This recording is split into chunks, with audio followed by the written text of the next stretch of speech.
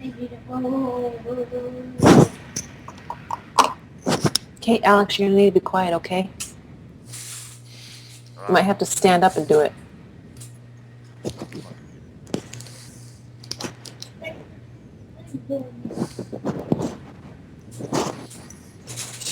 All right. So I'll start talking. I'm gonna play the intro. So I'll start talking, and then the intro will be finished. So just hang on one second.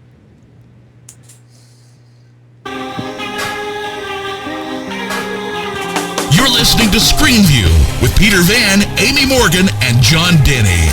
Fan us on Facebook, follow us on Twitter, or join in on the conversation.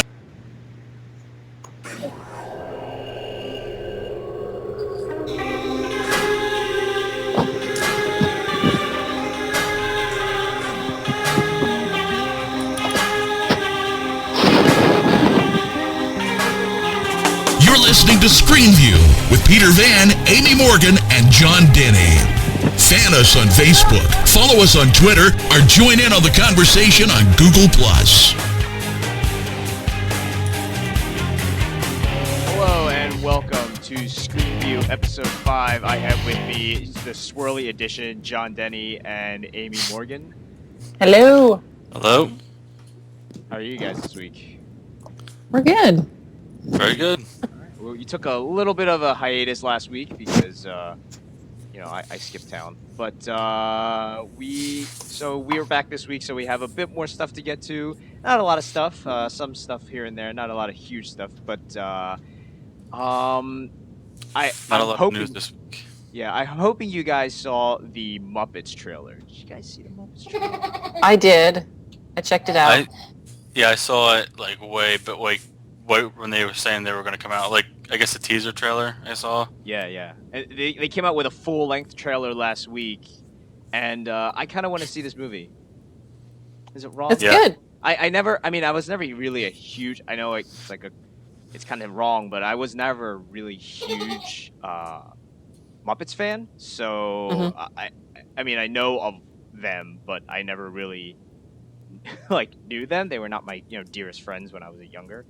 So, but I actually do want to see this movie. So, Oh, that's cool. yeah, it's I was when I was a kid growing up. We saw all of the Muppet shows when I was a kid. I remember getting ready for bed, going and eating dinner and getting our showers and everything and getting in clean pajamas just so that we could go and watch the Muppet Show.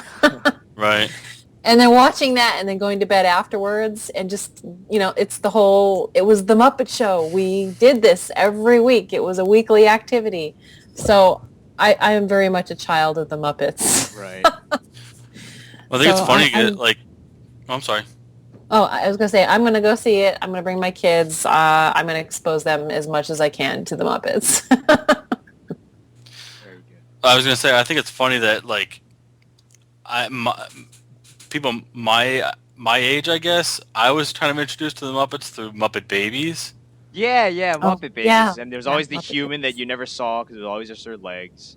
Right. Always yelling at And Muppets. it's like, Kind of like Peanuts. right. yeah. It was such a weird, I don't know.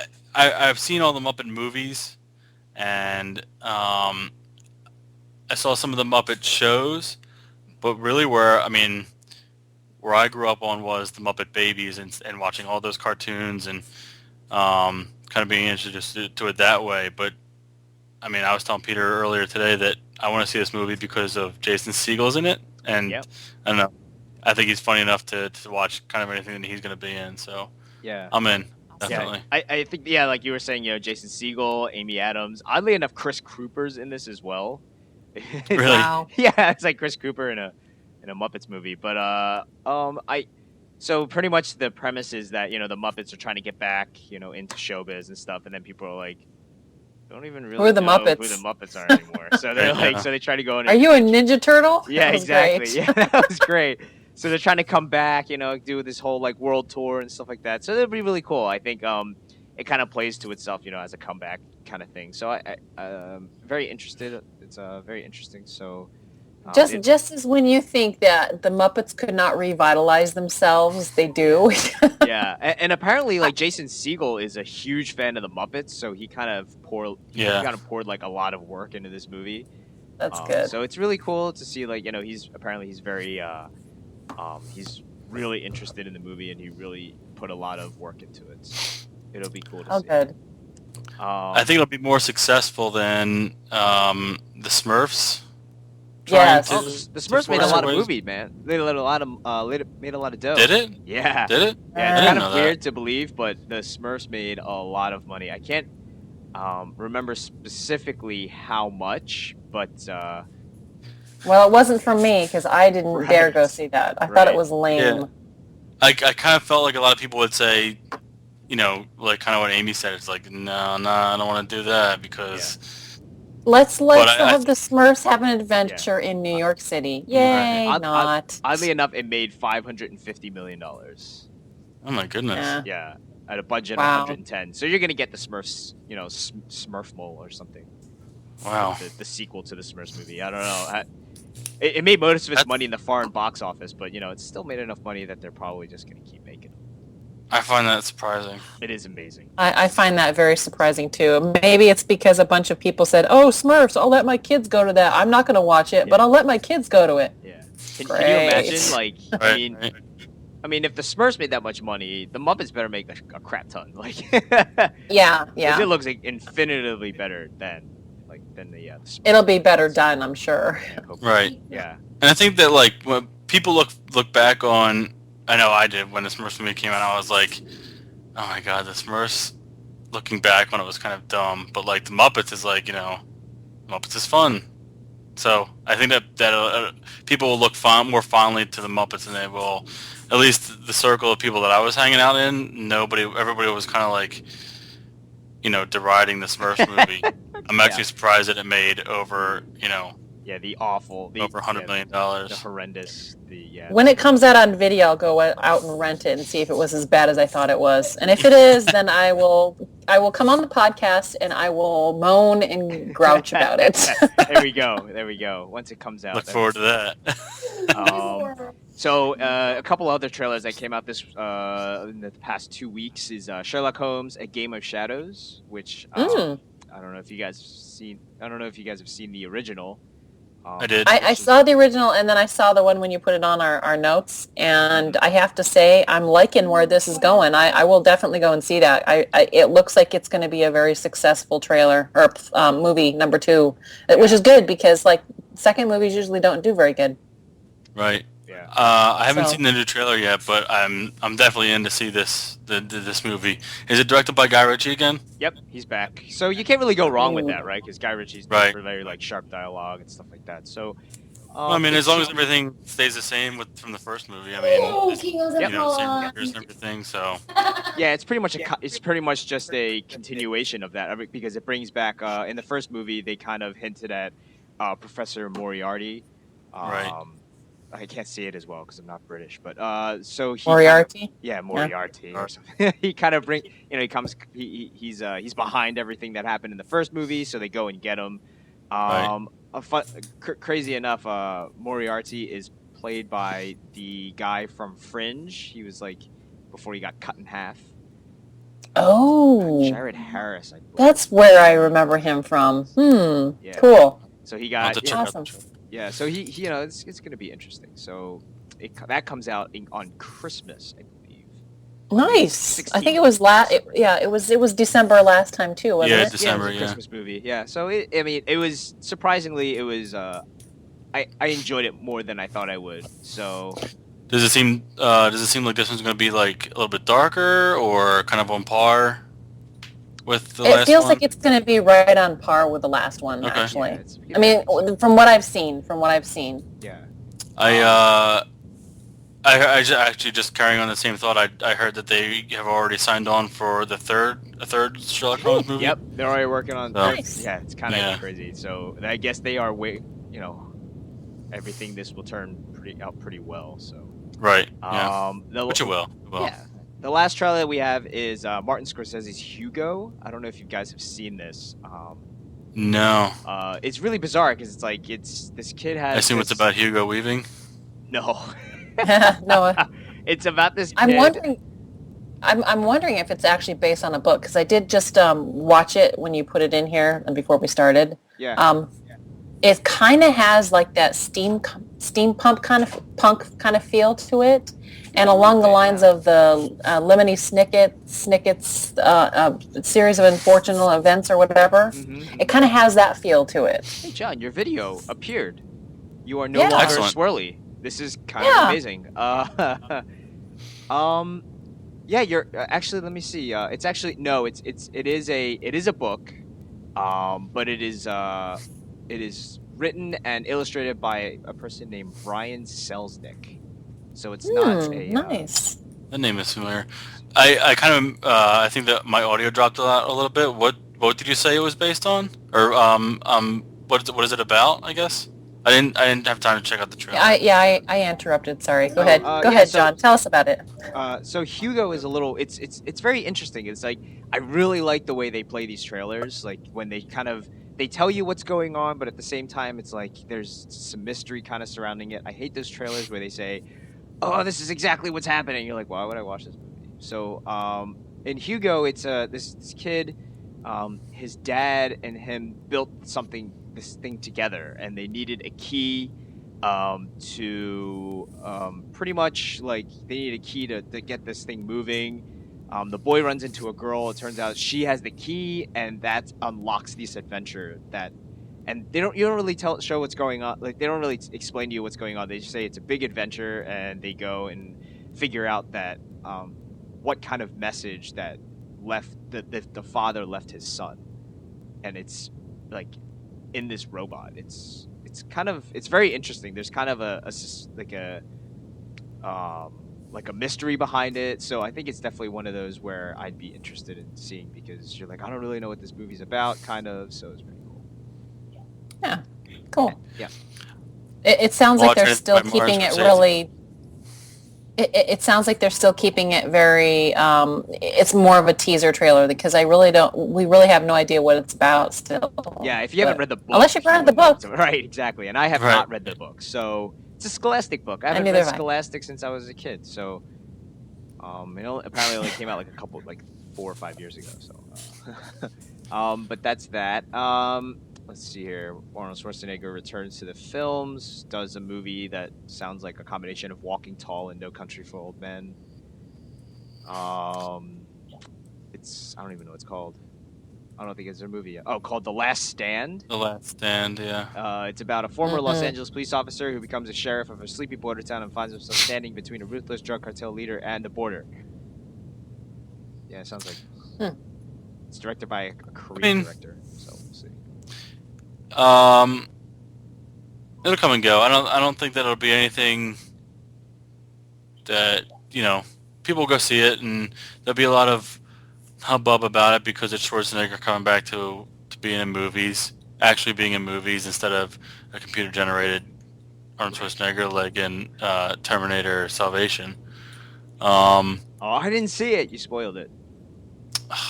It came out 3 years ago. I think you had plenty of time to go see it.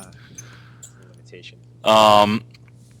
So I mean, I'll watch it probably on DVD, unless the trailer kind of knocks my socks off.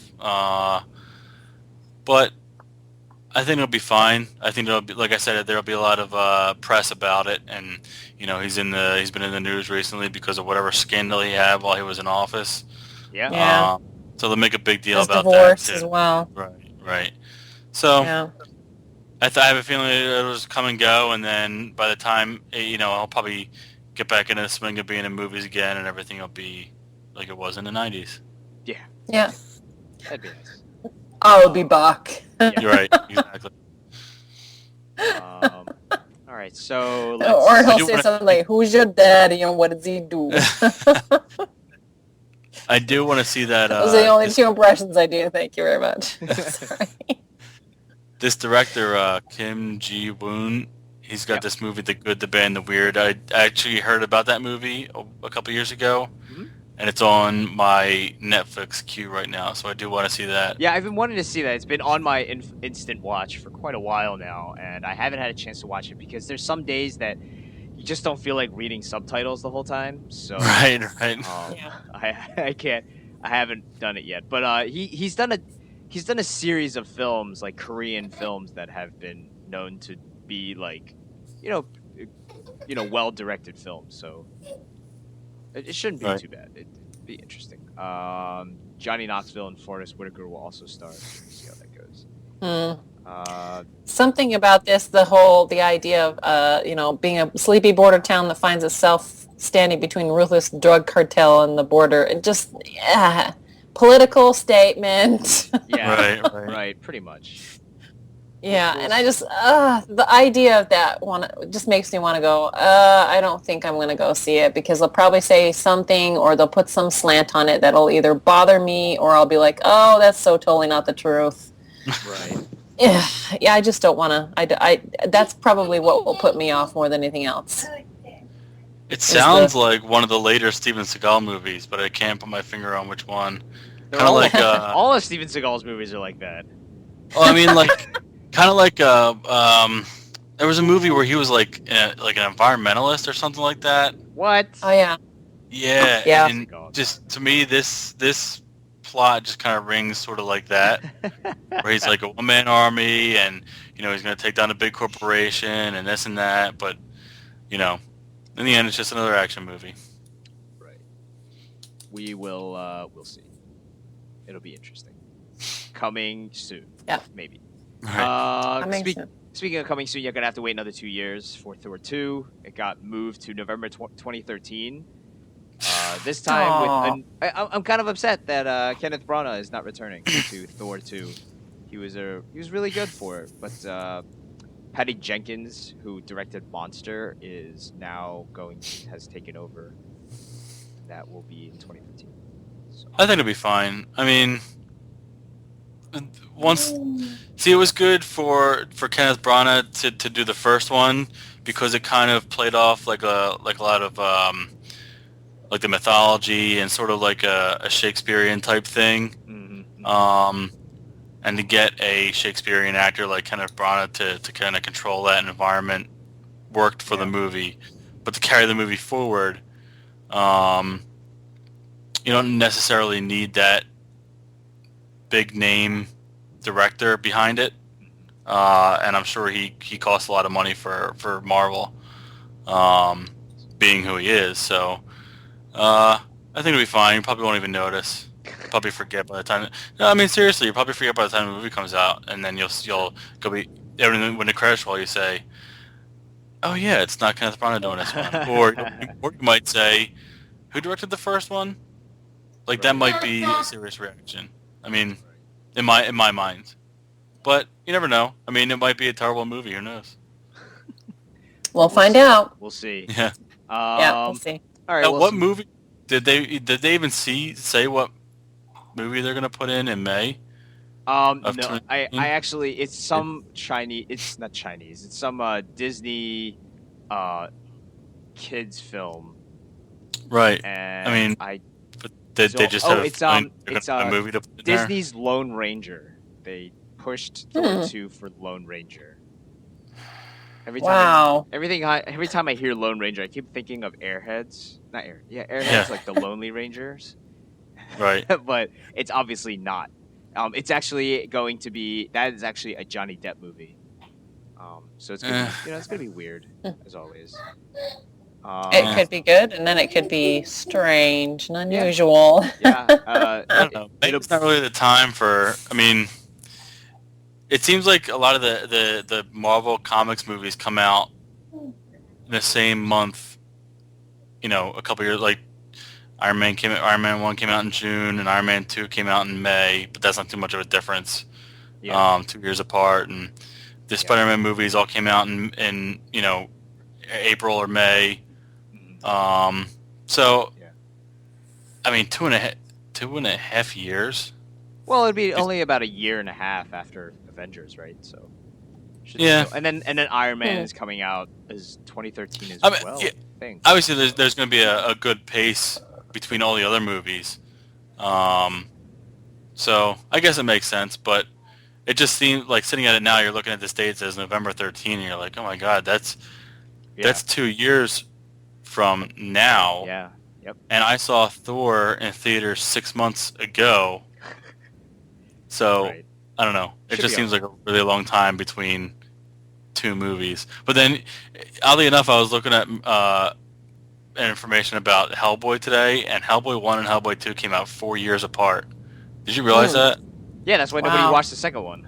I know. I mean, not enough people. Nobody watched the first one either. So, like, I mean, I just watched. I did. Yeah, I know, we did both. too. But I just saw the second one maybe like early this year in its entirety. So. Oh, really? Yeah. I saw it in theater. I mean, it was on FX a lot, but they cut out a lot of crap. So. Yeah. Actually, I was wrong. Lone Ranger is actually in May. Phineas and Ferb took over. Oh, really? Yeah, took Wow. over Thor. Thor was actually slated for July 2013, not May 2013. What is it? Phineas and Ferb. Okay. Amy. I actually don't know anything about Phineas and Ferb. I know a little bit about it. I've seen a couple of the cartoons and stuff like that. I've been wanting to start getting some of the episodes for the kids and stuff.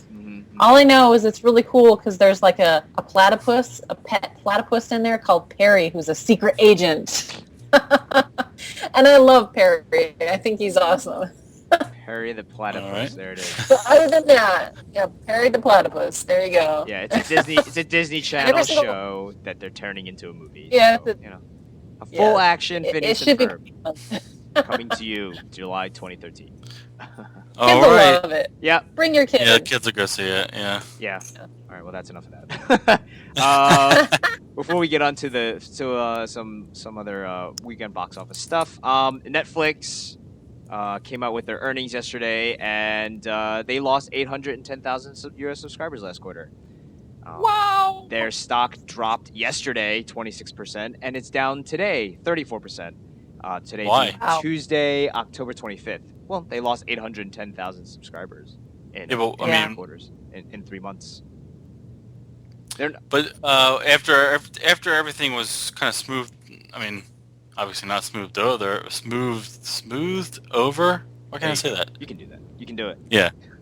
After everything was smoothed over, I figured that things would kind of even out for them. Not that Bounce they would back. get all their subscribers back, Yeah. but Well, it would plateau. Yeah, so So 810,000. nothing really happened to make people leave again. It's not like they hiked their rates again, right? No, but these 3 months included the price hike. So a lot of people left in between this time that they announced it and when they actually enacted. But you said today that their stock dropped. Yeah, well, people just keep selling it off. I don't know. I mean, because it Yeah. dropped 26% yesterday, so I'm guessing that a lot of people just kept selling it today too. Maybe their stock dropped today because people saw their earnings for the last quarter. Yeah, like And it's kind of a reaction to that. yeah. So the issue is, they're worried about increasing licensing costs because Netflix is getting more, a range of they're getting more, more name for themselves. Like Stars, they offered them a boatload of cash to take a deal to get their content, and they said no. So, it more or less is what expect to see this more often. And Reed Hastings obviously has people. He's been drawing a lot of fire, so people are losing confidence in him. So they're selling their stock. But what you can understand is right now Netflix is a really good price, right? Because it closed today at $77.37. It at one point this year in the 52-week period, it was as high as $304. Yeah. So that's a lot. Now's a good time to. Yeah. Now's a good time to draw to get on board with Netflix because they're going to stick around. They've been around for how long? Yeah, they've got so they'll much bounce of a back. base, It'll bounce back. What company right now is offering what they're offering? Even in the streaming service, nobody's offering anything. You have to rent it or you have to pirate it. What else are you gonna do? Like it's Hulu, right? Which is television only, which we'll get to in a second. And like that's about it. Like there's no movies. You can't stream movies anywhere anymore unless you want to go on like your pay your channel 1 on your like local Comcast box or whatever, right? So, and those are old movies anyway. So, right. Yeah. The people who left Netflix are the people who were looking for a reason to drop Netflix. Right. Yeah. And the people who were upset or, quote unquote, morally outraged by the price hikes or, splitting of the services like they were planning on doing, those people who didn't want to lose the service but were upset, they're going to keep it, or if they drop, they'll come back. So it's not like exactly. The company will be fine. What I expect is back up. What I expect is a lot of people are going to say, "Oh, I shouldn't have dropped Netflix. I miss it so much." And then they're just going to pick it back up again. I mean, it happens. You know, people they get so pissed and then they come back anyway. It happens. Right. So we'll see. It could. I mean, there are people out there where it could easily go the other way, where they dropped the service and then they got caught up doing other things with all this free time they now have that it just never occurs to them to, or at the time or for a few months or whatever, to sign back up for the service. But there'll be people that will come back or go back as if I'm sounding. And then there's people like me that left a long time ago that are deciding to come back despite all of this. Right, exactly. Like some people just don't care, Like I don't care because as a cord cutter, what else am I gonna do? This is a great deal, like $50 for 100 channels that have nothing on versus $15 for something that I can watch on demand is pretty fantastic. There's no reason for me to drop the price. It's a really good alternative, is what I think. So Hulu decided not to sell itself, even though it got a lot of money offers. Apparently, it's not enough, so they're not selling themselves. Hulu's. What were they asking for? That's all right. Oh man, I don't know. Like apparently, Google was giving them a boatload of cash, though. Wow. They were offering a pretty hefty amount of money. Maybe they just did it to find out if there was a lot of interest out there and how much they could get for the company. I guess. I don't really know how... Yeah, I guess. I don't know how people are just going to say... Let's see how much these people out there want to buy us for. Just for the kicks, and then go, really... wow, that's pretty good. Let's find out in 2 years how we're gonna fare too.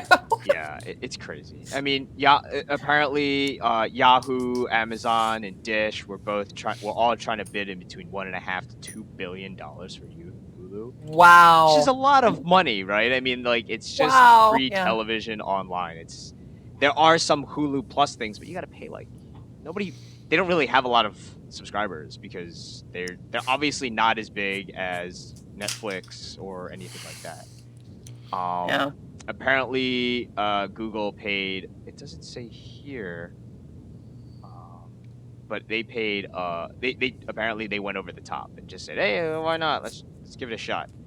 But Hulu decided to take itself back off the market. So NBC, NBC gave up its controlling stake, but they still own part of it since Comcast now owns NBC. Universal. So ABC and Fox, so that's News Corp decided, they kind of goofed off route.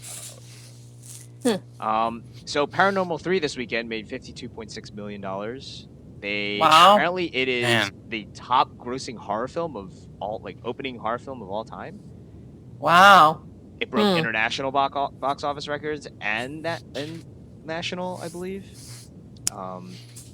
And then Real Steel, Footloose, Three Musketeers. That's crazy. I didn't expect Three Musketeers to be there.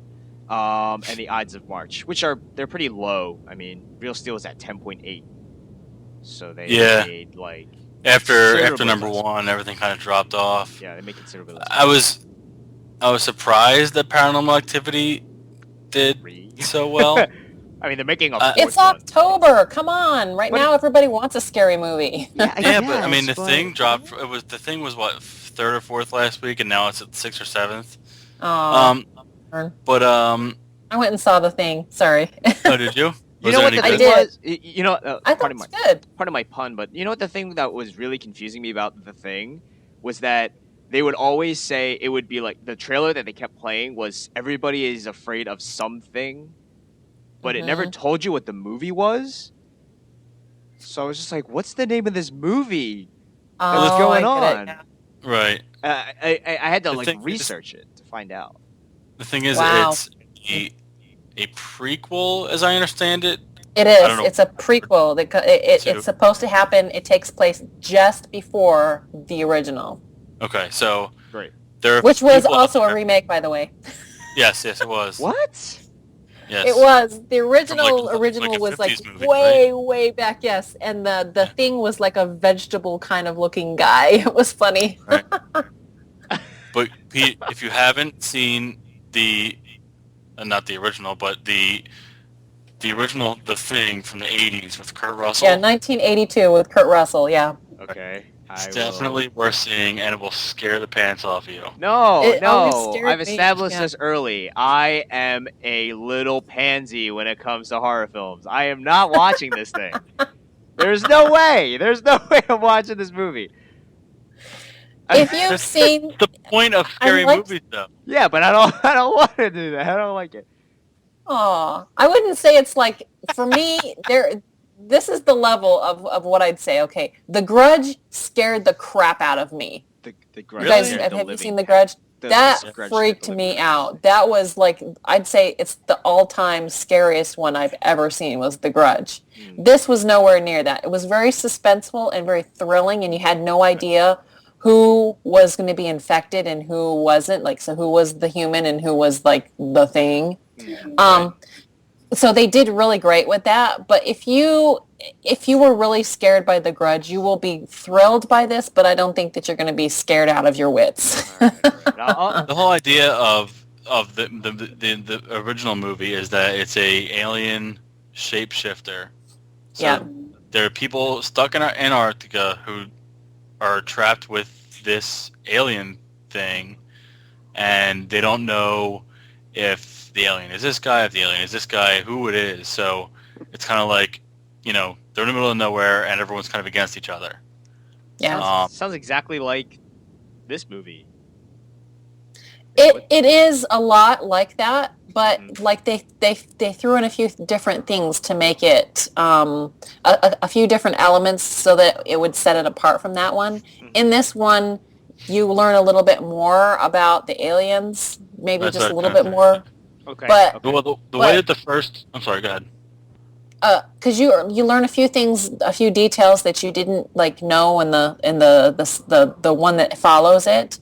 But there are a few things that kind of do feel a lot like it, and I think they they walked that border really, really well, because they could have gone, oh, this is too much like the other one. They threw a few different elements in there just to make it a little different. Because I've heard a few people say that, or I don't know where I heard it from, but saying that they're going to actually make one afterwards, like after the So it's gonna be a 1982 sequel to film. the- Yeah, a sequel to the remake. Yeah, a Yeah. sequel to the remake. Yeah. If they do that, I hope they take it in a completely different direction, because if we end up finding ourselves in Antarctica again and doing exactly the same thing, it will tank, Right. because there's only so many elements that you can repeat before it gets too repetitive. Well, And I think they did it just about right. If you do it again, it's going to be, no, I won't go and see it, because I don't want to see the same thing over and over again. well, apparently you are not the ones who are catered to Paranormal Activity 3. Well, anyway, I was gonna no. get back to that. I've seen the first two Paranormal Activities. Has anyone else? Peter obviously is scared I of them. think I saw the first one, and that was it. I think I saw the first one. I didn't see a second. Steph and I, my And wife, I know, I'm not sure. I said, I think I've seen it. I don't know if it was that one or if it Right. was something else. Now I have to go back and find out. Yeah. we started watching Paranormal Activity 1, I guess, whenever it first came out on DVD. We got it from Netflix, and like 45 minutes in, she was like, "You have to stop this movie. I can't watch it."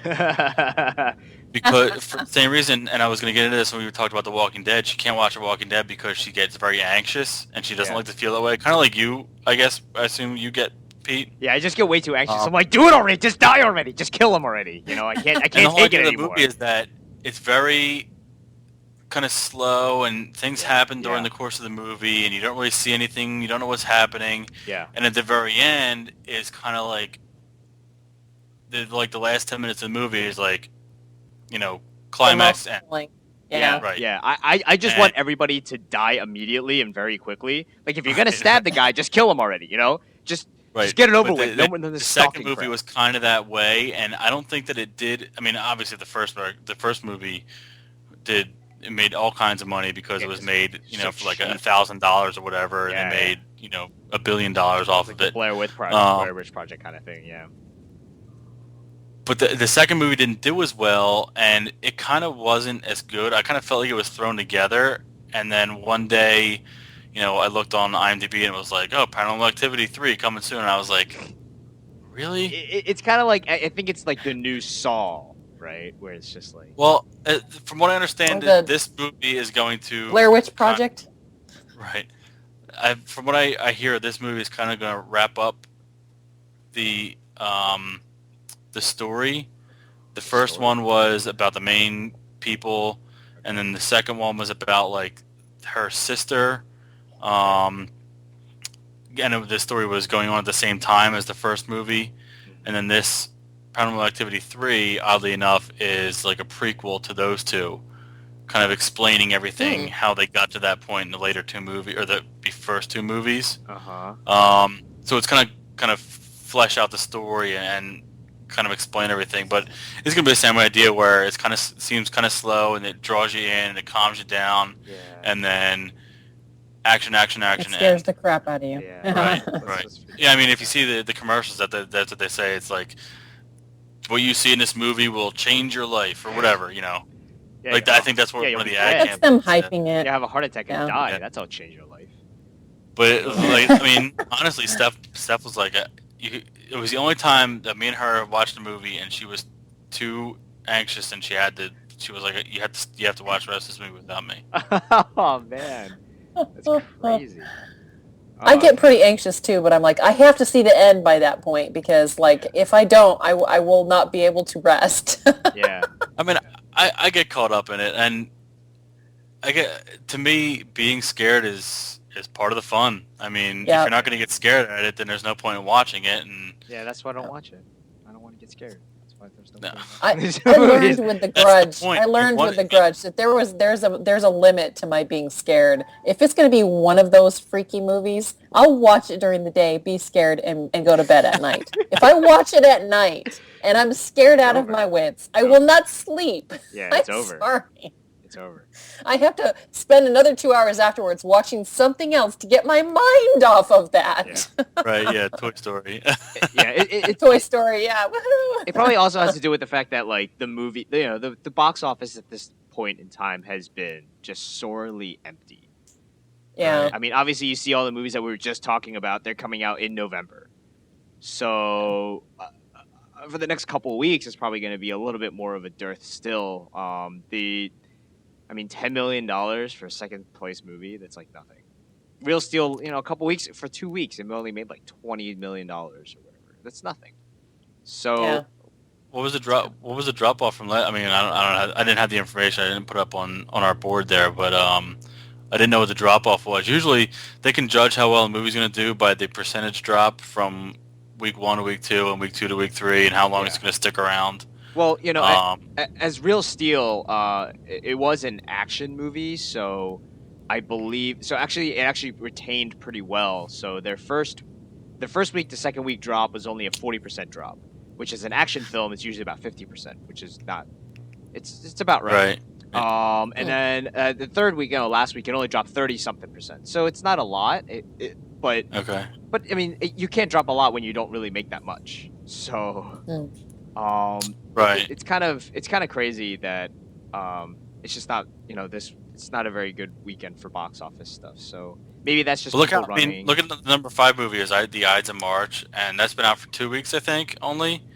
Yeah. So last week it made $25 million, and this week it made 4 or 5. I mean, that's a substantial drop off. Yeah, I guess. Yeah, but we were talking about that. % drop. We were talking about that before, right? That The Ides of March wasn't really going to make that much money anyway. It's going to be Oscar bait, and then it'll shoot up again. I actually wanted to start out by saying I'm surprised that it's overall the gross amount of money that it's made is close to $30 million. I never expected it would do that well. The Ides of March last week made $7 million, so it didn't drop off too much. Maybe it's been out for a few weeks, or It maybe has been that's out we took a break, so it's been out for a few weeks. that's It started true. only Yeah. it only started out at 10. It Hmm. didn't make as much money. Interesting. Okay. So let's see. Television news. I find this to be kind of funny. Well, not funny. I'm sorry. Sorry, Charlie's Angels. Well, anyway, Charlie's Angels got canned. So did Memphis Beat. Got canceled after 2 seasons. So Jason Lee is once again out of job. Prime Suspect apparently is going to be canceled, even though I see a little further down here, John, that Prime Suspect got a full season. They're going to cancel the full season in the middle of the season. Like, what's happening? I saw an article on the internet that said it looks like it's not doing well. It's probably going to get canceled. I mean, I figured I was looking for news that we kind of put this board together last week, and not too much is going on in the past 2 weeks. So I was looking for anything to put on there to talk about. And like I said, I didn't watch the show. I don't know how well it's doing with the ratings. I just saw this article that said looks like it's going to be canceled. So yeah. All right. Well, kind of brought it up. Apparently it's done. So soon. Don't expect it to take long. Maybe that's kind of a don't look for it to get a second season type thing. Yeah, kind of like A Gifted Man apparently dropped off horrendously, like a lot. Like nobody watches it anymore. Apparently, it did really, really well in the beginning. So the male version of A Ghost Whisperer apparently did really well in the beginning, and then it crapped out. So it probably. Oh, and when was this? What was it again? A Gifted Man. It started out like in the beginning. A Gifted Man. In September, okay. It started out really, it was really well. CBS show. And John and I were saying like, "Wow, this is amazing! How can you watch a male version of the Ghost Whisperer?" And people would be like taking this on, you know.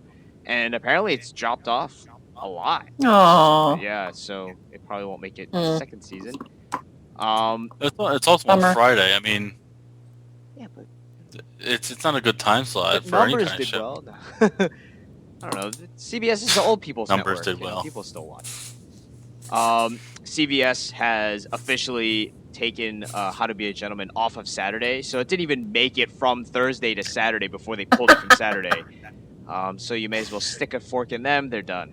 They're done. Yeah, they're totally done. CBS apparently to replace How to Be a Gentleman, which is a show about douchebags, is going to make a show about Fred Durst, aptly titled Douchebag.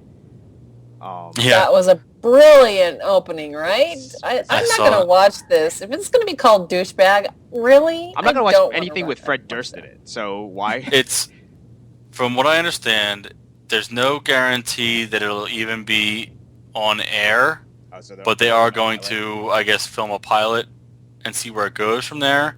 I don't expect it to go anywhere. I don't expect anything like this. I mean, on CBS, really? Come on. Like, right. VH1 or, something like that maybe, but... Apparently the plot is about an aging rock star dealing with family. Who cares? Yeah. Wonderful. Well, in other news, Ringer, Suburgatory, I don't know. Well, Amy's happy about Ringer, I'm sure. I don't know if you...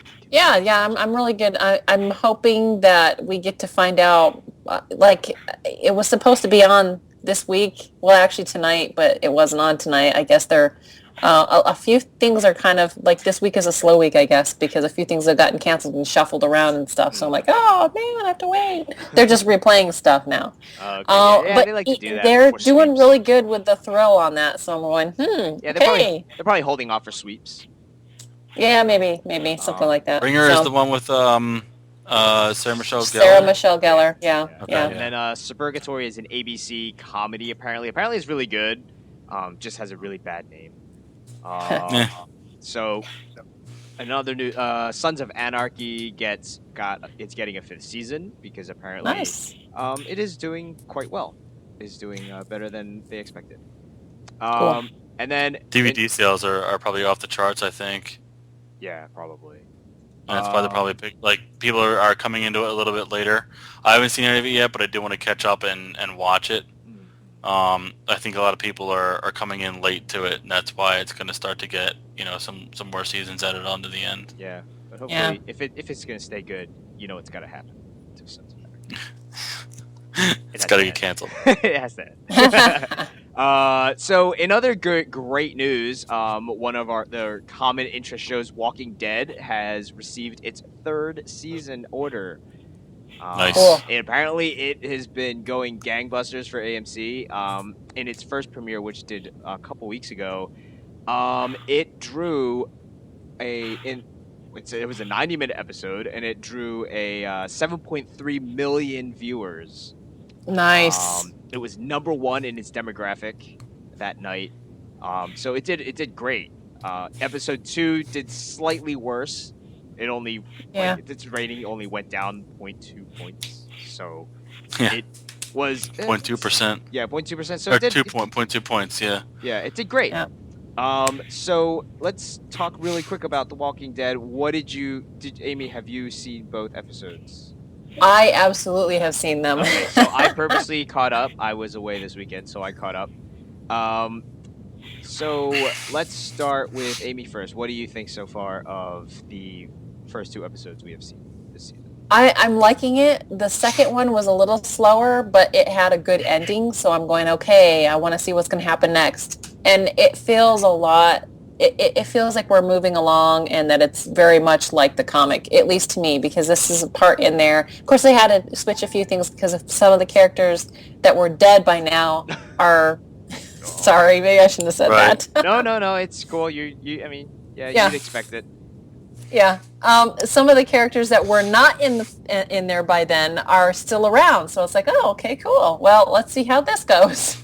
I don't know how long it's going to be, if they're going to continue those characters or if we're going to end up, so that's the thing, is a little bit of a twist. We don't know what's going to happen because it's not like what they had in the comic. But they're really doing a good job. I mean, it's just, for me, I mean, I want to see more. I want to see where it's going. And I kind of feel like it ended in a place where I was like, what happens next? It didn't feel like it was 40 minutes. So I thought, wow, that was over really fast. Yeah, I was like, darn it, it's been 40 minutes already? Crap. Yeah, definitely. So that's the thing where like, darn, that's the end? Ah! So yeah, I think I've got my husband into watching it now too. But yeah, I'm looking forward to the next one. I think they're doing a good job, and there's enough questions that I'm going, okay, what's going to happen next, and where are we going? Yeah, it's working for me, so I'm liking it. Okay, John. How about you guys? What about you, man? Well, I mean, I got no complaints here. I'm kind of on the same boat where, I was super excited for the first episode, loved it, and it's that feeling is probably going to carry me through the whole season. I can't find anything wrong with it. I get what you're saying about certain characters, Amy, but I kind of feel like, at least the way that the writing, well, let me start over. Reading the comic book, I tend to read the at the very end, the writer Robert Kirkman does a kind of like, a blurb about like, this is how we got to this point, and this is my feelings about writing this book. And one of the things he said one time was, the best kind of stories are the stories where the characters kind of drive the story. So like, my whole thing is, it doesn't have to go the same way as the comic book does. If it starts out with Rick waking up in the hospital the same way the comic book does, he doesn't necessarily have to meet up with his family. He doesn't have to go down that path. Not everything has to be the same. So this world, the world of the Walking Dead TV show, can be taken in a similar direction, but can end up in a totally different place, where certain characters who die quickly in the book may never die in the TV show. Yeah. And I kind of like that, because if they were to follow the storyline of the comic book, I would get bored because I read the comic book. Right. You know what Yeah, I mean? because you've already read it. You know what's going to happen. Yeah. So adding some of the tenseness and, because I know what happens with two certain characters, and it's got to come to blows. But, that kind of adds to the tension of watching the show. You're kind of like, when is this going to happen? Because it has to happen. Is it going to happen? Is it going to happen? Right. Well, it has to That's happen. the other thing, is because you wonder, is it really going to happen or is it not going to happen? Right. Is he gonna run away? So the whole, I mean, the first episode, I felt like it flew by. Yeah, for an but hour and a I like half, it that. was kind of amazing. Right. The thing is And I that like there were a that. couple of oh, go ahead. No, I'm sorry. Go ahead. I was going to say there were a couple of moments in episode 2 that felt really like they had the dark humor, and it felt like I totally could have seen that in the comic, even though it's not in the comic. Right. And I like those moments where you kind of feel that, where you get the flavor of what the writer is like in the screen, on the screen, but it's like that never happened in the comic, but it feels very much like this is exactly how it runs. Right. And I don't know if I like that. So. Probably in the first episode, but it seems like the first commercial break is really deep into the episode. Yeah, So kind of like, yeah. I don't know if they do that on purpose. Pretty or often if- nowadays, like with Is that even true? with a lot of television shows, like the lead-in times are, like the I forget the name of that they're really called, but like right before, from the beginning of the show until the commercial, it's like sometimes it's 10 minutes, sometimes it's 15 minutes. It's kind of amazing how Right. it does that. It's kind of crazy because you're like, I'm getting so much television. This is so Right. awesome. Right. Yeah. So, Okay. that really kind of sucks you in and leads you to the rest of the episode, and I'm really enjoying that. But I gotta ask you, Pete, how did you feel during the first episode when they were hiding under the cars? Oh. What do you mean? Steph was like, Steph actually watched the episode, and she was like, it was very tense. I was very anxious, and I didn't like. She couldn't. She watched it, but I could tell she was getting uncomfortable. Like, how are you doing? Like, I was feeling tense. I felt like pretty crazy. I was kind of like, wow, this is a lot of freaking zombies. Actually, what I kept thinking was, holy crap, they hired a whole crap load of extras to walk down this highway at 110 degrees in Georgia. It was insane. Oh my gosh, that's funny. That's what I kept thinking about. And then I kept because I remember seeing it was like a nice little like behind the scenes kind of thing, and they were actually saying that the actors didn't want to come out from under the cars because it was really hot. Shade. So they were like assistants were handing them sandwiches as they were like laying under the cars and everything. It was kind of crazy. But aside from that, I was like, man, what is gonna happen? And then the guy cuts his arm. I was like, oh, that guy is done. Yeah. And all I kept thinking about was he didn't say one word until the end of the episode. It was kind of weird. Right. I was like, why is this guy not talking? What's happening right now? I did. It was tense. It was very tense. It was they very did tense. a good job with the that. herd of zombies was very tense. And then the kid, I was like, oh, wow. I was like, oh man, they're gonna eat that kid. This is gonna be crazy. Did you watch the second episode, Pete? I did. I I purposely caught up tonight, just so I could, just so we could talk and no spoilers. And as I was talking, have no idea what happened to one of the kids. We're still looking for her. Exactly. It was funny because I thought that was really funny when the hillbilly was like, "We're gonna find her and she's gonna be fine." What am I gonna be? He's like, why am I the only guy who's Zen out here? Walking around with this giant ass crossbow. It's pretty funny.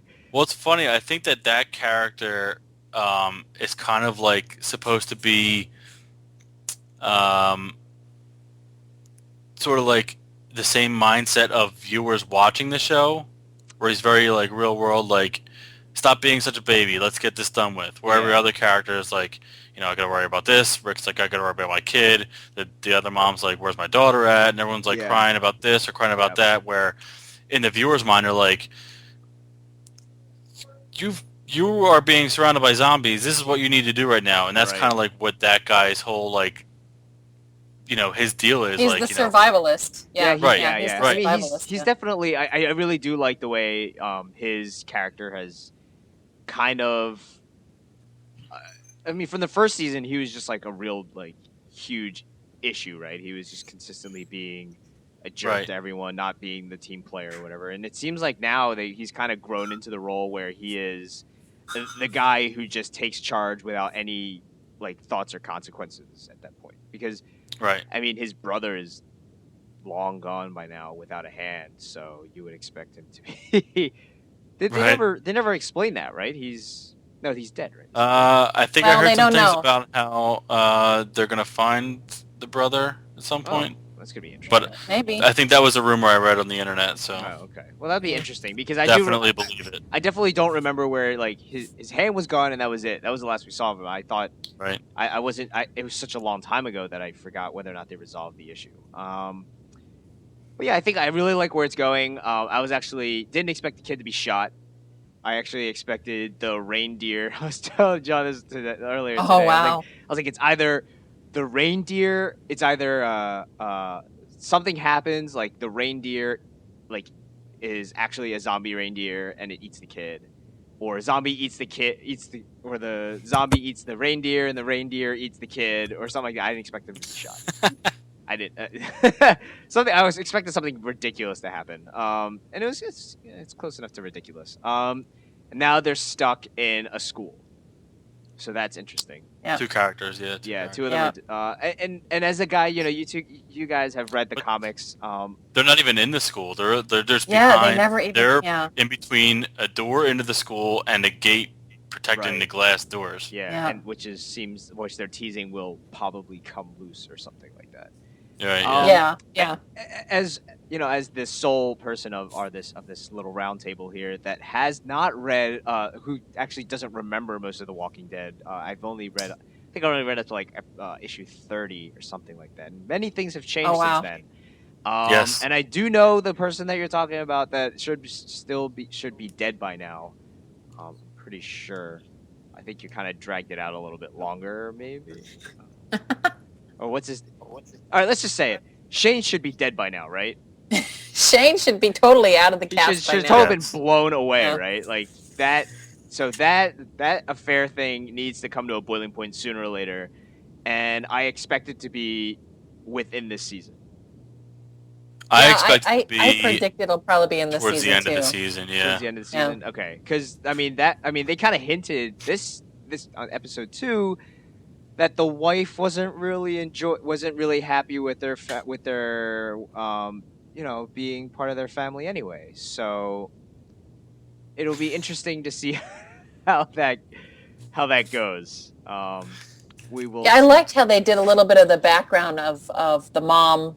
She's talking to the friend the day earlier when he gets shot. Yeah. And I thought, oh wow, this is right before then. Oh my heck. Yeah. So it's definitely getting off to a strong start, and it'll definitely have a third season, so you guys don't have to worry. And like you were saying, John, this is definitely a character-driven story. Yes. And as long as this is not a story about zombies. This is a story about these characters, which I think is so. And that's what the comic book, even in that. I mean, there's zombies in it, but it is a story about the people that are in it. So, there are issues in the comic book where you never see a zombie, and that's kind of like, that's where you kind of get the feeling it's like, oh, The Walking Dead isn't the zombies. The Walking Dead are the people who are surviving in the world. And I think that my only concern is that people who are watching the show aren't totally going to grasp that idea and kind of get upset if there's not a whole lot of zombies and zombie killings and this and that in every episode. I mean, it seems like people are, this season, this past couple episodes, there were zombies here and there, but like especially episode 2, there's only 2 scenes where there was a zombie, right? So I think based on the ratings and everything and how well the first season did, I don't think people are really expecting that. I think they kind of forget about that. Like, it's always on their mind. They keep telling you, they keep trying to remind you, like, hey, there is a zombie apocalypse going on here. But at the same time, here are these characters that are interesting. So you never forget that there's a zombie issue going on, but it's never like the forefront. It's always the characters, and I think it's, people are, they don't really mind that, so. Right. All right, well, very good. So that is, I believe that will conclude the 5th episode of Screenview. Once again with me, I have John Denny and Amy Morgan, and we will see you guys next week. Cool. Bye-bye. You've been listening to Screenview. Screenview is a Radio Free Cybertron production. Visit us at tfradio.net for show notes and to subscribe to the podcast. Follow us on Twitter at tfradio for news and updates. Watch our live stream at tfradio.net/live. Join our Facebook fan page at facebook.com/tfradio. Subscribe to our YouTube channel, TF Radio Network. Have a question or comment? Leave it on our Facebook fan page or mail it to contact@tfradio.net. Copyright 2011, Radio Free Cybertron.